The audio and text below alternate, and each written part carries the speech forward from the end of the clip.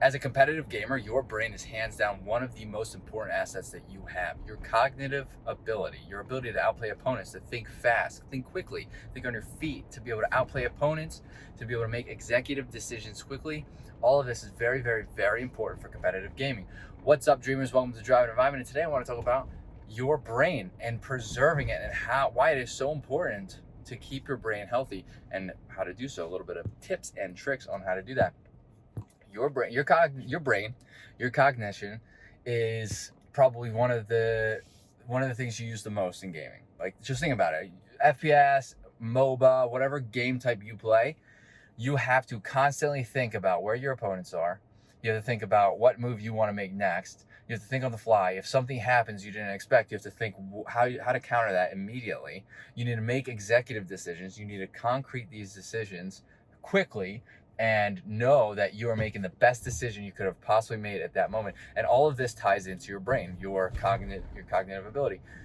So it is very important. Obviously, if you want to win, if you want to outplay your opponents, if you want to win, you have to be cognitively there. Your brain has to be firing on all cylinders. What's the best way to preserve your brain?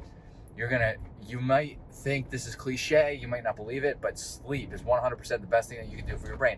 Good quality sleep. I'm not talking about sleeping for a bunch of hours on caffeine. I'm talking about good quality sleep that you get every single night, not just some nights, not just the nights before you play in matches, and I'll tell you why. Not just the nights you play before matches, because so I've learned this a long time ago, and anecdotally, I know this is true because I feel it.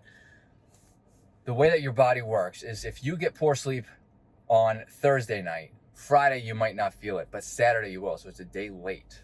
You will most likely feel the tiredness from that day or that night of very, very poor sleep. Okay, so so think about that. If you have continuous poor nights of sleep, and it affects the second day, and you keep doing that, I mean, it's just a recurring theme. It's a recurring downward spiral of poor energy. Wow, we don't know what the point of that car was.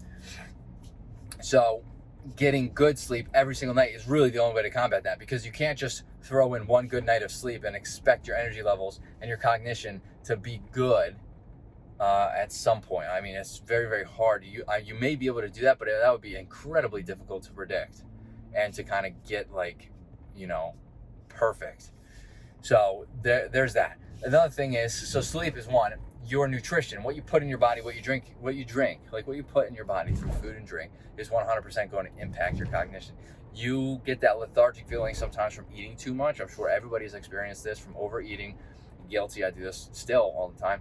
And I'm sure you've noticed that you feel just like lethargic. You can't really think as quickly. And if you've ever experienced this during video games, during a competitive match, you know that you cannot outplay your opponents like you usually do, because you might not even tie it to that, but you possibly overate or ate something maybe you shouldn't have, that would have negatively impacted your energy levels, in turn your cognitive function. So what you put in your body is very important, especially the timing of it. So if you have a competitive match, make sure that you're timing your meals properly. I've made tons of videos on this. Go back and look at them. Make sure you're timing your meals properly, or your snacks. That way you don't get these energy crashes or this lethargic feeling and this inability to think quickly.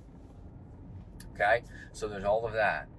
And then there was something else I wanted to say and I lost track because that car distracted me. I'm just going to stop there. I'm not going to drag the video out. But those are two really important things to focus on to really hone in on your brain's ability to fire on all cylinders. Okay? If you have any questions, if you have anything to add, let me know in the comments. I would love to get this conversation started. If you have any topics you want me to talk about, let me know. I would love to make a video on that. To the best of my ability, I'll do research. Whatever I need to do, I would love to make a video on a topic that you are interested in. Let me know in the comments. Hit that like button, helps out the channel. Hit that subscribe button for more content like this, and I hope to see everybody in the next video. Later, dreamers.